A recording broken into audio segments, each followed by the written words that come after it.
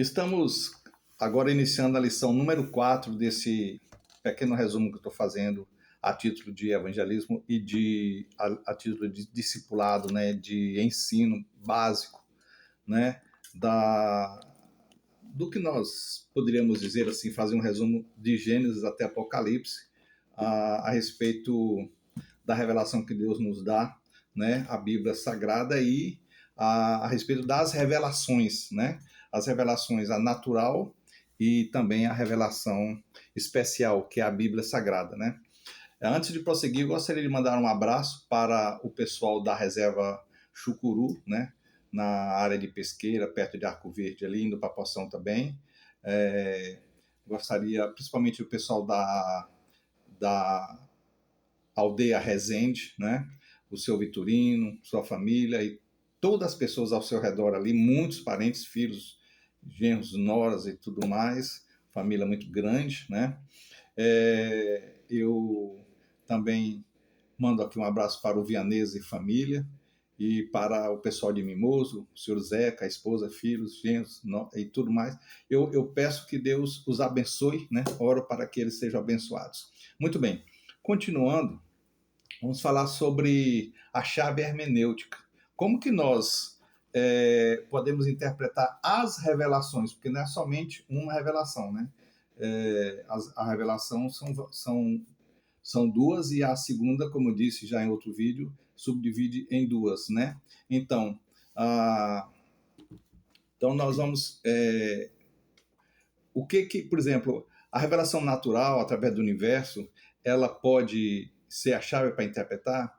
A revelação natural dentro de nós, com a linguagem moral e espiritual, ela é a chave para interpretar, né? A revelação especial, que é a Bíblia, ela é a chave para interpretar tudo, e dentro dela somente as palavras de Jesus, que, digamos assim, seria aqueles escritos em letra vermelha que aparecem em algumas versões, somente a palavra dita da boca de Jesus é que é. Então nós vamos explicar isso agora. Eu vou falar de uma forma diferente, certo? Eu vou fazer uma abordagem um pouquinho diferente, que é para poder... vários já têm feito abordagens de forma clássica, tanto defendendo um ponto como o outro, mas eu gostaria agora de falar, né, e mostrar que é a Bíblia escrita. É a Bíblia escrita. Porém, por que eu vou mostrar isso? Então, nós vamos mostrar isso aqui, falando sobre a revelação de Deus que vem através da informação, né, e da linguagem, e assim um conteúdo de um conhecimento que é passado para a frente. Então, o que é a informação? A informação é quando nós temos vamos supor, um conteúdo, é um ponto, ele está estático, ele está parado ali, e quando ele se movimenta para ser comunicado esse se torna um transmissor, e ele transmite para um receptor aqui, então essa transmissão é uma informação. Essa informação é esse conteúdo que se deslocou, está em velocidade. E como que essa informação é feita? E onde que ela existe de forma autêntica, original, absoluta, eterna? Então, é isso aí. No princípio era a palavra, e a palavra estava com Deus, e a palavra era Deus. Vimos a sua glória agora como unigênito do Pai. E a palavra se fez carne e habitou entre nós, né? Inclusive, habitou de forma verdadeira mesmo, porque o apóstolo diz também que os nossos olhos viram, nossos ouvidos ouviram, as nossas mãos tocaram nessa palavra feito carne, né? Ela se fez carne e habitou entre nós. Então Jesus é a revelação, é a informação, né? Ele tem o conteúdo nele, na pessoa de Jesus, tem todo o conhecimento de Deus, né? Que está no Pai, no Filho e no Espírito Santo. Mas Jesus, como nós dissemos em outra lição inicial, Jesus ele procede eternamente do Pai, né? E se ele procede eternamente do Pai, né? Ele é a informação do Pai e do Espírito Santo e do próprio Jesus. Ele é a informação, né? Quer dizer, ele é a palavra. porque o conteúdo eterno, imutável, infinito que existe na Trindade, ele está lá, digamos assim, estático, parado lá, o conhecimento da Trindade, mas a Trindade resolve transformar isso em informação. E quando, então, transforma e vem para o receptor, essa informação é o próprio Jesus. É o próprio Jesus que é essa informação, que é a palavra, não é? E então tudo o que se fez foi feito por ele. E sem ele, nada do que se fez foi feito. Então, nós vemos que Jesus é a palavra e que toda a criação de Deus veio através da palavra de Deus, né? Então, aí vamos destrinchar um pouco esta palavra. Vamos destrinchar um pouco a informação e vamos destrinchar um pouco a forma que essa informação vem até nós, que ela é transformada, que ela é traduzida, né? Que ela é traduzida para o nosso ser, para a nossa mente, para o nosso espírito, né? E para a ciência também, para os nossos cientistas também. Então, primeiramente, o seguinte: a revelação de Deus, essa palavra sendo informada, que é Jesus, essa primeira revelação, ela vem através do universo, né? Tudo que foi feito por ele. Nada do que foi feito se fez sem ele. Então, como eu disse, no primeiro dia, já outra lição atrás, que eu falei, no primeiro dia havia trevas, né? E disse Deus, né? A trindade ali existente e o Pai Criador falando. Mas disse Deus, haja luz. Esse haja luz é Jesus sendo comunicado. É Jesus indo, a sua palavra indo. E houve luz, quer dizer, o Espírito Santo agiu. Então, o Pai teve a ideia, né? E ele lançou o Filho se tornou uma comunicação, se tornou informação, e o Espírito Santo, então, produziu. Né? Então, é assim que acontece em tudo, né? A obra da Trindade Santa, né?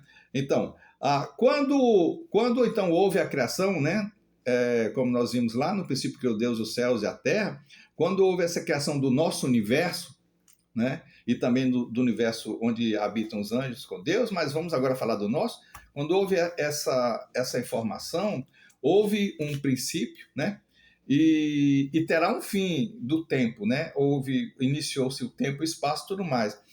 Aí, Deus quis construir e informar tudo isso através de uma linguagem que ela tem um aspecto divino, né, que somente Deus entende, tem um aspecto do universo, que é uma linguagem de máquina do universo, digamos assim, e tem um aspecto dela, a tradução dela, do divino para a linguagem de máquina, e tem a tradução dela da linguagem de máquina para a linguagem humana que os cientistas detectam.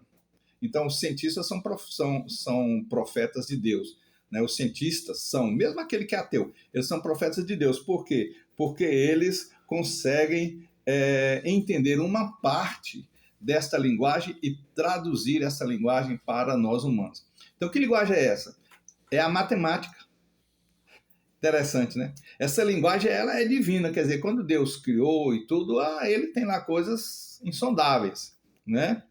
Mas ela foi traduzida, digamos assim, numa linguagem de máquina, que é a linguagem que a física procura entender, não é? Então, essa, por exemplo, é igual mc ao quadrado, aquela fórmula mais famosa do Einstein, né? Que a energia é igual a massa vezes a luz ao quadrado e tal, a velocidade da luz ao quadrado. Então, isso aí foi uma forma que a mente humana, junto com o seu espírito ali, a sua moralidade, tudo ali, pensando, e tentando, né, desde o início dos tempos, né, desde os primeiros matemáticos e tal, tentar colocar isso numa linguagem que pudesse descrever esse universo, mas de forma que você pudesse escrever ali e não ter onde fugir. só pode fugir da fórmula matemática se for descoberto algo novo que muda, né? Mas enquanto não for descoberto, e aquilo que realmente não vai ser mais descoberto porque já está perfeitamente anotado matematicamente, então é aquela linguagem que nós podemos entender. Por exemplo, até mesmo uma fórmula, né? Uma fórmula por H2O, né? As moléculas e assim por diante, tudo usa matemática. Mas nós cremos que Deus criou isso. Cremos que isso já estava sendo comunicado na criação e ainda está sendo comunicado na criação, né? Então, o universo ele tem uma linguagem, né? E então ele é uma revelação, ele é Jesus se revelando a nós. De uma certa forma, o universo ele é Jesus se revelando a nós, né? Jesus não é o universo, Jesus não faz parte do universo no sentido assim, ele é transcendente ao universo, mas ele é imanente. E nessa imanência dele, uma das formas dele ser imanente, quer dizer, dele estar por dentro de tudo e controlando tudo e atuando em tudo, esse universo passa a ser como que uma representação, é como um retrato, certo?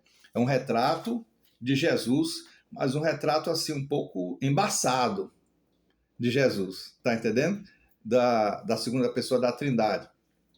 Por exemplo, como eu disse que tem uma linguagem e essa linguagem, o próprio universo fala, né? O próprio universo também, como nós, por exemplo, Jesus tem uma linguagem para nos criar.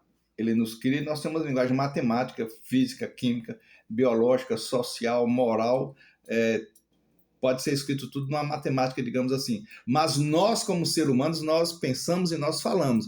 O universo não pensa, não acredito que o universo é autoconsciente, como alguns cientistas, às vezes aí, alguns filósofos, né, pensam, mas o universo fala, né? Como é que é a fala dele? O universo é uma fala, o universo é uma revelação, certo? Ele revela a Deus. Como que ele revela a Deus? Então, no Salmo 19, nós lemos assim: os céus proclamam a glória de Deus e o firmamento anuncia as obras de suas mãos, né? Olha, veja bem, os céus proclamam, quer dizer, proclamar é falar em voz alta, é falar mesmo, é transmitir de uma forma grandiosa, né? Eles proclamam. E o firmamento anuncia as obras de suas mãos. Diz assim, olha, um dia, Salmo 19, 2, um dia discursa a outro dia, olha que coisa bonita, né? E uma noite revela conhecimento a outra noite.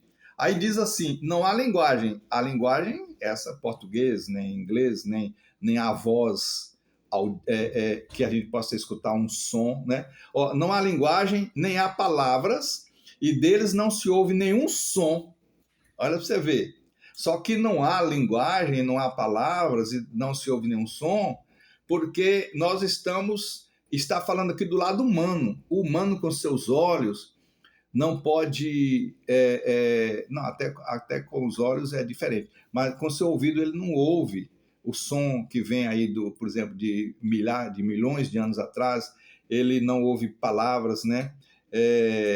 Mas diz assim, um dia discursa outro dia, quer dizer, o telescópio James Webb, por exemplo, né, que ele está tentando ir até perto quando a luz emanou, se realmente houve o Big Bang, né, ou seja como for, essa expressão de como a luz começou a, a, a, a se mostrar, né, para que pudesse naturalmente ser vista por nós um dia, né, muitos milhares de anos depois, né?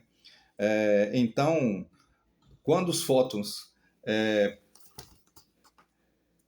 avançaram por debaixo da superfície, né, do abismo, digamos, e quando ela avançou da escuridão, os primeiros fótons, aí sim o James Webb vai, quem sabe, um dia ainda chegar lá mais próximo disso, né? Mas quando então você fotografa, né, através do infravermelho, tá, aquela coisa, né, a luz vermelha lá e tal, e você consegue visualizar qual ano, mais ou menos quantos anos-luz são e tudo mais, e você vê lá, por exemplo, uma galáxia que existia há 1 milhão de anos-luz, então aquele dia dela está comunicando com o nosso dia hoje, que ela existe, né? Olha que coisa interessante, né? Não há linguagem, não se ouve nenhum som, mas diz assim, um dia discursa a outro dia, e uma noite revela conhecimento a outra noite, né? E diz assim, não há linguagem, não há palavras, dele não se ouve nenhum som, no entanto, por toda a terra se ouve a sua voz. Ouve num certo sentido, né? Por exemplo, se você tiver um aparelho para captar o fundo de micro-ondas, né, que até um rádio, quando está fora da estação, aquela chiada que dá, uma parte, dizem os cientistas, que é esse fundo de micro-ondas. Então você está ouvindo a voz, quem sabe, ou da criação do universo, ou de uns milhões de anos depois da criação, né? Se foi através de um Big Bang, que não é uma explosão mesmo, mas é uma expansão, e assim por diante. Então, existe aí uma voz aí, que é conhecida como a voz mais antiga, de milhões e milhões de anos atrás, né? Que é mais antiga. E que, dentro do que nós falamos numa lição anterior, da relatividade do tempo para Deus, que o apóstolo disse que pode ser um dia, pode ser 1000 anos, e 1000 anos pode ser um dia para Deus, então são milhões e milhões de anos e de repente são milhares, de repente são só 6, 8, 10 mil anos. Então, tudo isso aí é relativo, né? Mas, para a ciência, dentro do que os cientistas podem detectar e que devem continuar estudando, ele vai considerar milhões de anos, porque a ciência não vai poder fazer especulações e nem trabalhar com a relatividade que não pode ser prevista matematicamente, entendeu? Do ponto de vista matemático-científico. O que é religioso, espiritual, filosófico, isso aí é outro departamento, né? Então, os céus proclamam a glória de Deus como que nós podemos... Existe uma forma quando falar aqui, olha, no entanto, por toda a terra se faz ouvir a sua voz, e as suas palavras até os confins do mundo, até os confins do mundo, né? Aí pôs uma tenda para o sol, quer dizer, numa dessas partes indo aí para os confins do mundo aí, pôs uma tenda para o sol, o qual, como noivo que sai dos seus aposentos, se regozija como herói a percorrer o seu caminho. Então você percebe que vem a revelação de Deus sobre tantas coisas interessantes, e o salmista ele fala numa linguagem bem humana, e dentro da aparência, que também tem esse mistério do sol, que está tão longe e ao mesmo tempo está como que percorrendo aqui um caminho, né? E principia numa extremidade dos céus até outra, aquela aparência, né? Que dá, né? E depois, então, quando fala aqui nada refoge ao seu calor, no versículo 7, ele diz assim: a lei do Senhor é perfeita e restaura a alma. O testemunho do Senhor é fiel e dá sabedoria aos simples. Veja bem, está falando do universo com uma linguagem que é universal, que é de milhões e milhões de anos, ou relativamente milhares, ou bilhões e bilhões, e então vai mostrando, ele vem um pouco mais para a nossa situação humana, e já vê uma aparência de um universo um pouco diferente, porque aparentemente é o que mostra para nós, e ele passa a falar sobre lei. Então, a lei do Senhor é perfeita, mas não é só porque o salmista sempre, quando ele fala na lei de Deus, ele está falando da Bíblia, né? E daquela época a Torá, né? Gênesis, Êxodo, Levítico, Número, Deuteronômio, que existia mais, né? Apesar de que nessa época aqui já tinha muitos outros escritos que iriam ser também depois revistos e incorporados em Números, né?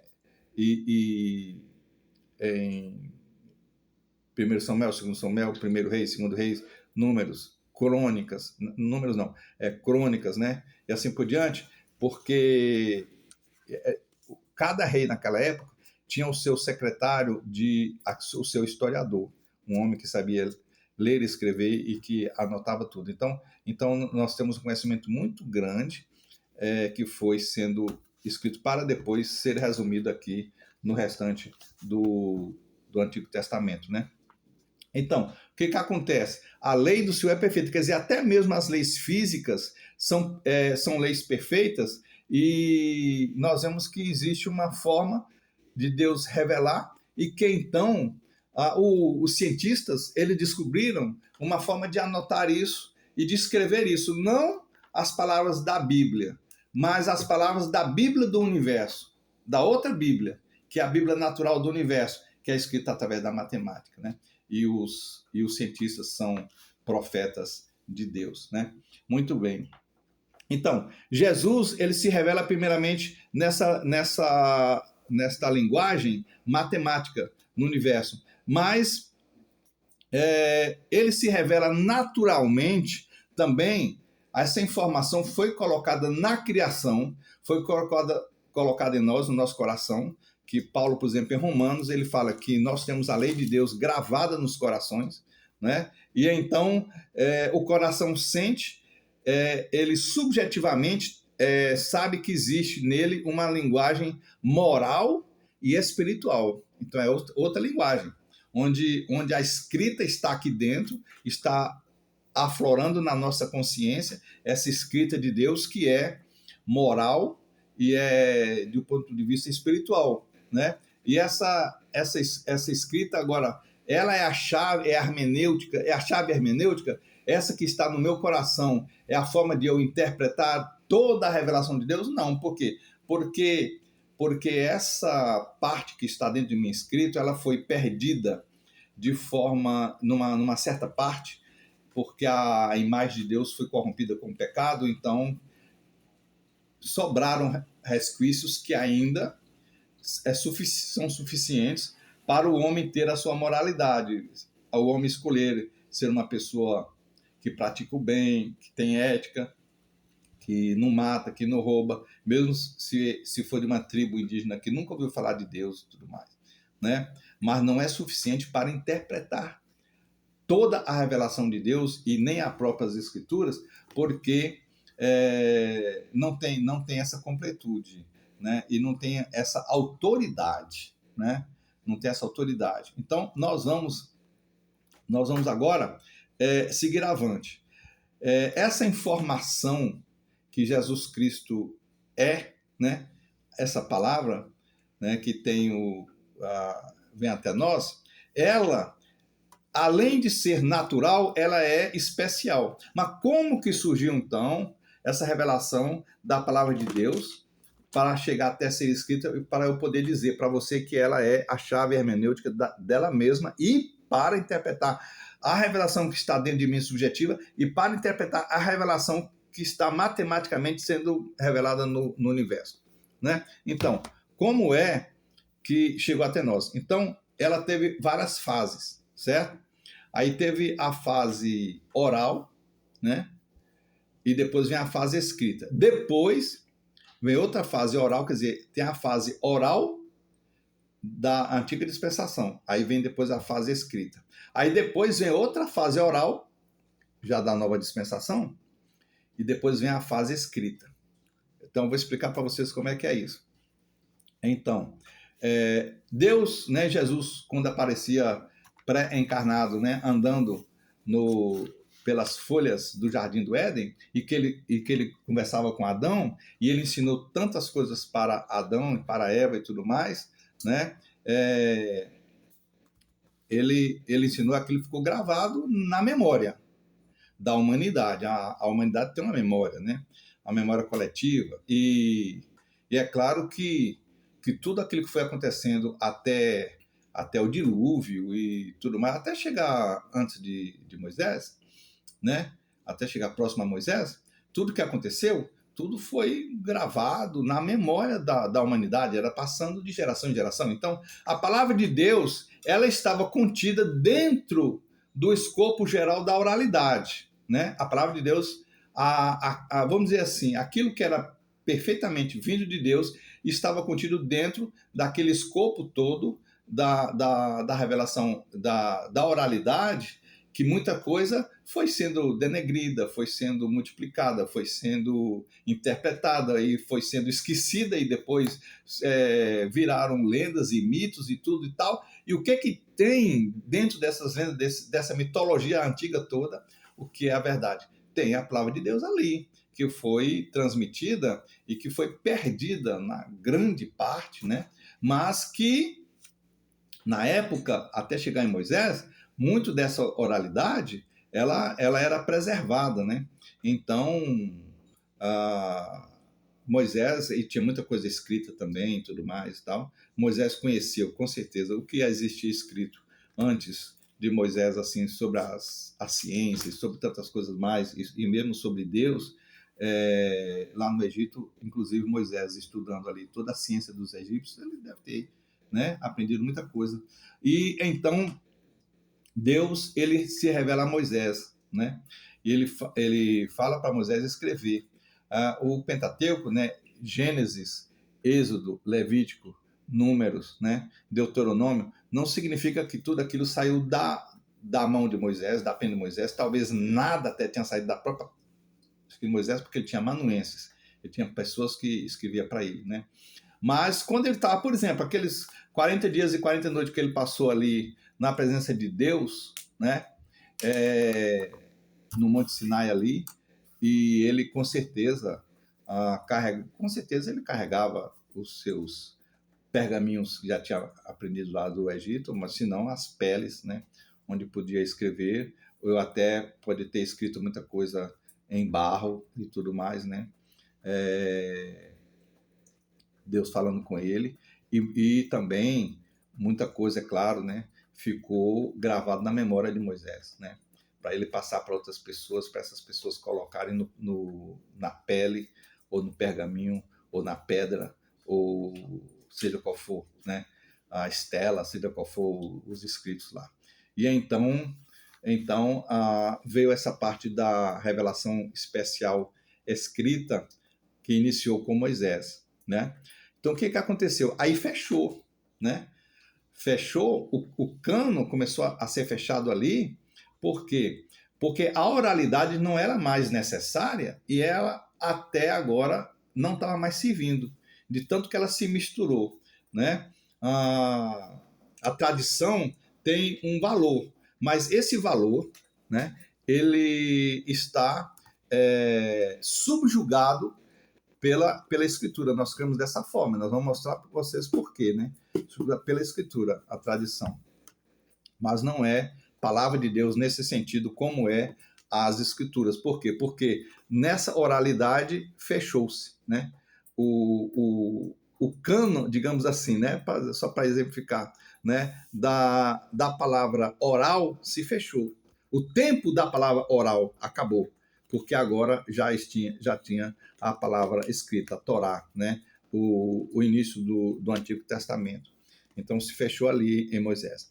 Então, quando chegamos no último livro do Antigo Testamento, Malaquias, né? Antes de iniciar o Novo Testamento, né? E nós vemos que passou-se mais ou menos 400 anos, 4 séculos, antes de ser escrito qualquer coisa. E nesse tempo, né,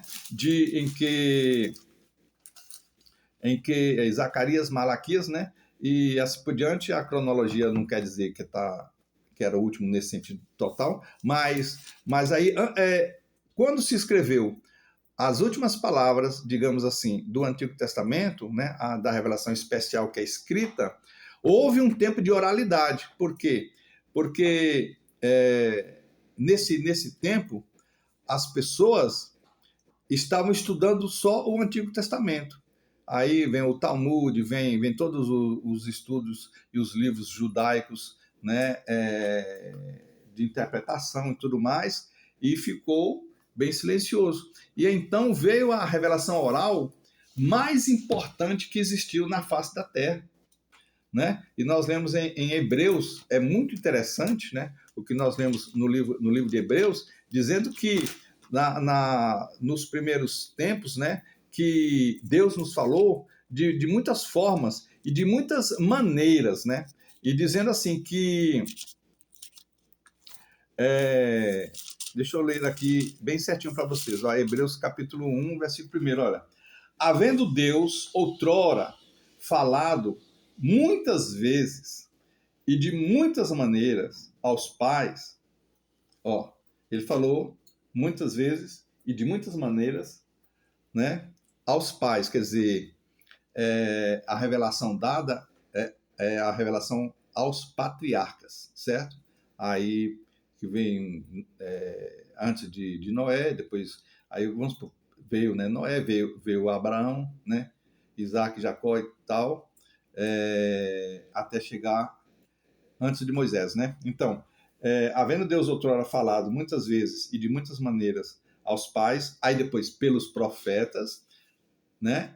Os profetas aí já entra Moisés e já entra todos os profetas que existiram antes de Moisés também e os que vieram depois dele, né? Porque, olha, profetas tinha demais, viu? Mesmo quando a Bíblia estava sendo escrita, por exemplo, quando você lê 1 Samuel, 1 e 2 Samuel, Reis, né?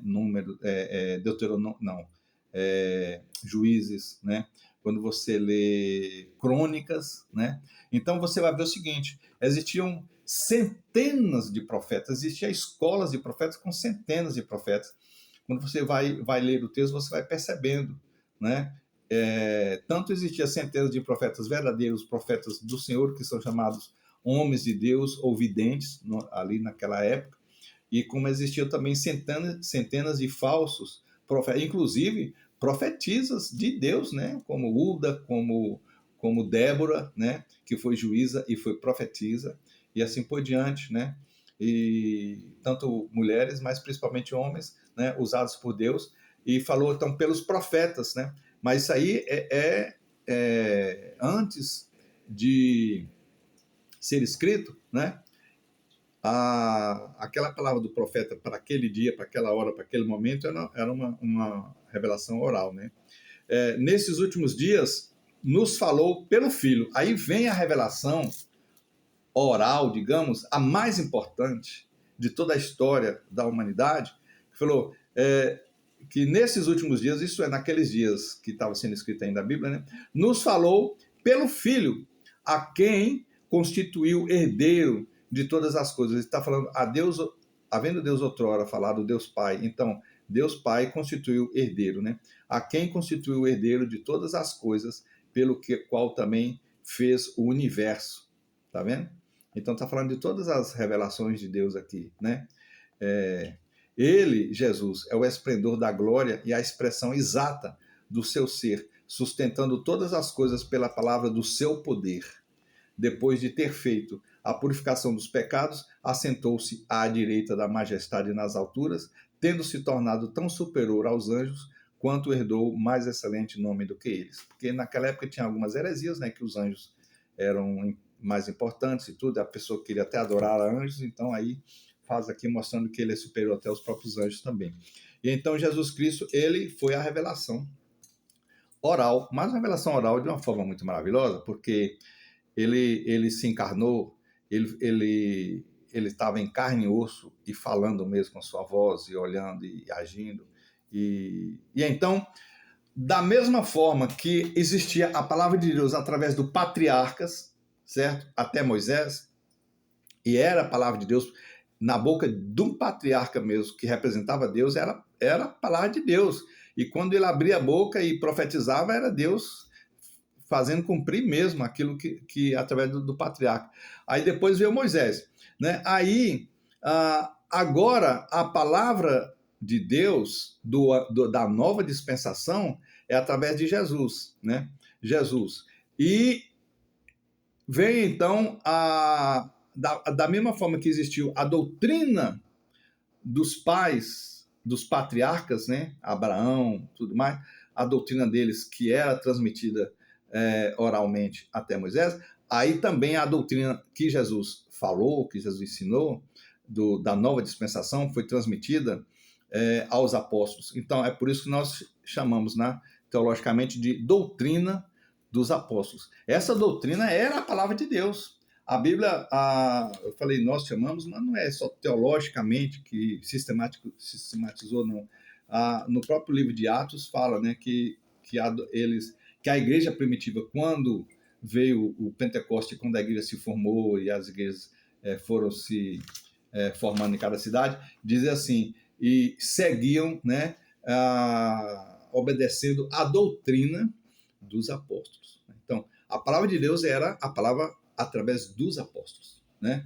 Então, primeiramente através da boca de Jesus, depois Jesus foi para o céu, ficou sendo através da boca dos apóstolos, né? Que era a palavra de Deus até ser escrita o Novo Testamento. Quando o Novo Testamento foi escrito, então aí acabou o tempo da oralidade, da segunda oralidade, que foi essa revelação, até mesmo o da boca de Jesus, acabou o tempo de ser somente oral isso, e ficou valendo o que foi escrito. Né? Ficou valendo o que foi escrito. Por que precisa ser escrito? Né? Veja bem, a matemática no universo é uma só. Né? Pode até mudar, por exemplo, E igual a mc ao quadrado, pode estar errado, mas se tiver, é porque nós, os humanos, né, através do cientista, quando foi lendo, quando foi interpretando e traduzindo para a matemática humana, na linguagem humana da matemática, foi traduzindo isso, talvez cometeu um erro ali na fórmula e vai descobrir depois, digamos assim. Mas aqui, para não haver isso, para não haver uma confusão do que foi oralmente transmitido, a doutrina, primeiramente, dos patriarcas, elas se fundiu e se virou tantas lendas, tantas coisas. Tem cada povo antigo e cada povo até hoje, até indígenas, que tem a sua cosmovisão e tem a sua cosmogonia, né? como que para eles o mundo foi criado. Tem dilúvios em tradições as mais remotas e por aí, sobre o dilúvio, tem tudo sobre o homem, a forma do homem ser, perder o contato com Deus Criador e tudo mais, mas tudo isso virou lendas e mitos e tal. E então também para que a doutrina dos apóstolos, né, e a palavra de Jesus, primeiro a doutrina de Jesus, que se tornou doutrina dos apóstolos, não se perdesse em mitos e em contos de fadas, e em tantas coisas, e em heresias, foi escrita. Então, nós vemos, né, que o apóstolo, escrevendo a Timóteo, ele diz assim, toda escritura é inspirada por Deus. Naquela época, é claro, que a escritura que estava falando era o Antigo Testamento, mas Pedro, ele depois cita escrituras e cita os escritos de Paulo. Ó, para você ver, né? Então, toda a escritura é inspirada por Deus e útil para o ensino, para a correção, né? Para a edificação na justiça. Então, toda a escritura, toda a escrita em papel é inspirada por Deus. Agora, mas papel aceita tudo. Bom, se tem alguma coisa errada aqui foi colocado, então existem os estudiosos, existe a manuscritologia, porque aqui é português, né? Mas o que vale mesmo é a Bíblia no hebraico, tem um pedacinho aramaico e no grego, né? Então, o original, você tem que ler lá. Por isso que os pastores e os mestres, os estudiosos, aqueles que ensinam, eles precisam ou saber o hebraico e o grego, ou ter livros e compêndios que ensinam para eles como que é, né? E então o original está lá, a verdade está no original. Mas pode ter algum acréscimo? Pode ter algum acréscimo e tal, mas existe aqui dentro o texto verdadeiro, né? Que no original hebraico e grego está lá, e aramaico, mas falamos principalmente hebraico e grego, está lá, existe, ele está aí, né?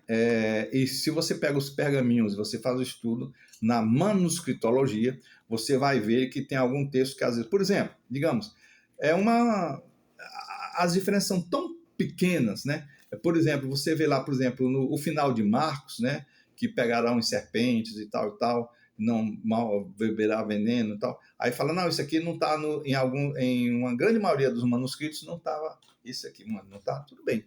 Mas isso faz alguma diferença? Não, porque tem outros textos, né, que nos mostram que o poder de Deus, ele nos protege, que ele nos faz pegar em serpentes, se necessário for, ou até beber o veneno. Inclusive, por exemplo, Paulo, ele foi picado por uma serpente, por uma víbora, né? Quando ele foi pegar madeira para fazer lá uma fogueira, depois do naufrágio, aí uma víbora muito venenosa que a pessoa tinha que cair morta em poucos minutos, e ele não morreu. E eles falaram, olha, esse homem, primeiro, os da ilha pensavam assim, ele deve ser um criminoso, porque ele foi salvo do naufrágio, mas chegando aqui já foi picado por uma víbora, uma serpente, e ele vai morrer, então a justiça o alcançou, então deve ser um criminoso. Aí depois, quando ele não morreu, eu falo, não, então ele deve ser um Deus, né?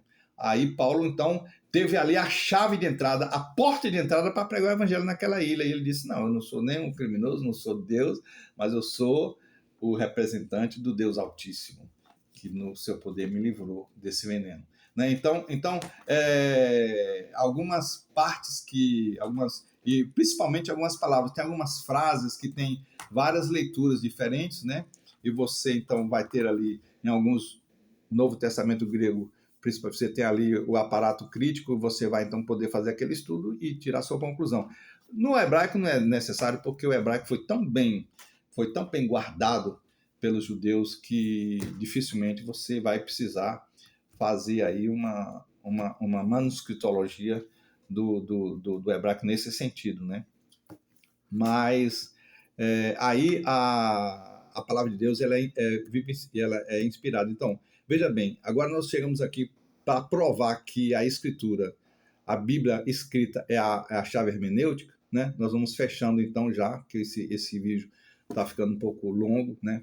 Mas eu espero que as pessoas que ficam um pouquinho sem paciência dêem uma pausa e depois volte, né? E escute o restante, né? Mas, então, eu posso mostrar o seguinte. Primeiramente, a prova vem do próprio universo e dos cientistas, né? O cientista, ele sabe que ali no universo, né, cada coisa que acontece, até na física quântica, ou seja lá das cordas, o física quântica ou das quantas, que seja, né? E tudo mais a respeito do Big Bang ou não, do universo expandindo de matéria escura, energia escura e todas essas coisas, o cientista sabe, que já é comprovado, que existe uma verdade por trás de tudo, uma única verdade, né? E nós precisamos conhecer essa verdade, né? Para sermos libertados da nossa ignorância, digamos assim. E então o cientista vai descobrindo no original que foi escrito, que é a matemática celestial de Deus, na linguagem de Deus que foi transmitida, foi traduzida para uma linguagem do universo das leis físicas, né? E químicas e tal. Então o cientista ele vai descobrindo, ele vai aprendendo a ler essa linguagem matemática, vai traduzindo para a nossa matemática humana, e então ele vai a hermenêutica, nesse caso, parcial, né, que é só a hermenêutica em si, do próprio universo em si, ela é baseada no escrito, né, no que está escrito, quer dizer, no que está escrito no universo e que foi conseguido ser lido e traduzido para a nossa matemática. Então está ali a verdade. Então a chave de interpretar o universo é a própria matemática do universo nesse sentido.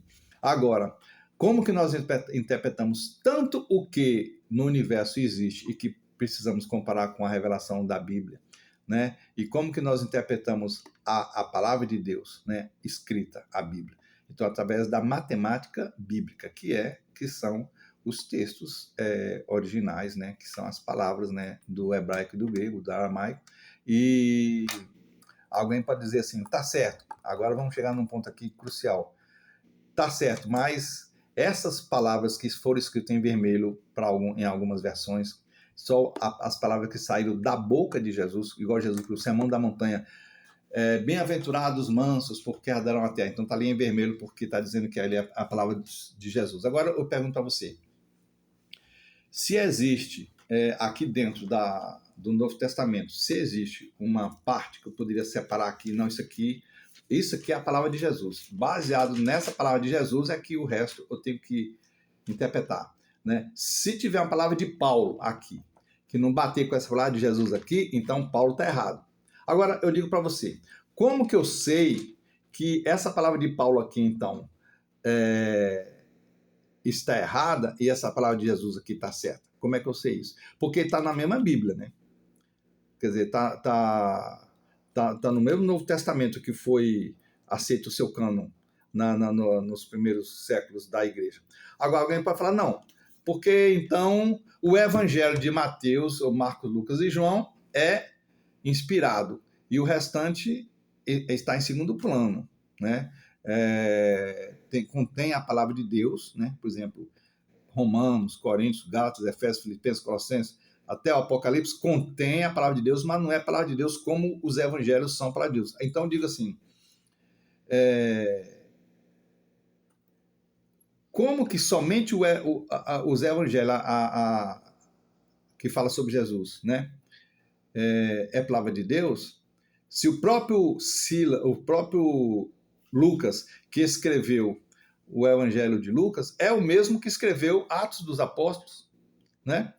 Então, qual é a diferença? Como que não fazer essa diferença? E como que podemos provar? Então, nós chegamos a uma conclusão seguinte, teria que ter um livro, digamos, um papiro aí, um livro aí da época de Jesus, que contivesse somente a palavra de Jesus e que fosse o único cânon do Novo Testamento. Seria o único cânon do Novo Testamento, né? Então, o restante de tudo iria ser interpretado através. Por quê? Porque assim, a palavra, por exemplo, de Paulo, que não é, então, se está contradizendo, então é como se eu pegasse um livro apócrifo, ou um livro deuterocanônico, ou um evangelho lá de várias pessoas, evangelho de Maria, evangelho de não sei quem, de Madalena, não sei o que lá, e quisesse ler, e então eu tinha que comparar com a parte inspirada para ver o que é verdade ou não é no outro, né? Então, é tão difícil porque você não pode. Alguém pode dizer assim, não, tá certo, tá certo. Somente as palavras de Jesus, que em algumas versões vem escrita até em vermelho, para identificar que saiu da boca de Jesus, que é a verdadeira palavra de Deus.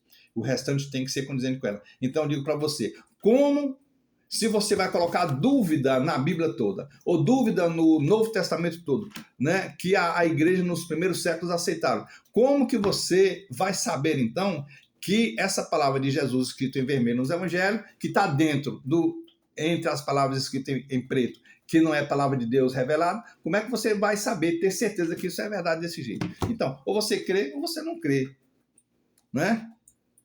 Ou você crê no que o apóstolo Paulo falou, toda a escritura é inspirada por Deus e útil para a edificação, na justiça, para o crescimento, para a nossa salvação, digamos assim, né? Então, está explicado aqui por que a Bíblia todinha, e a Bíblia é escrita, né, nos seus originais e na parte dos seus originais, que é a verdade, que você estudando, você pode discernir isso, e através dos manuscritos antigos e tudo mais e tal.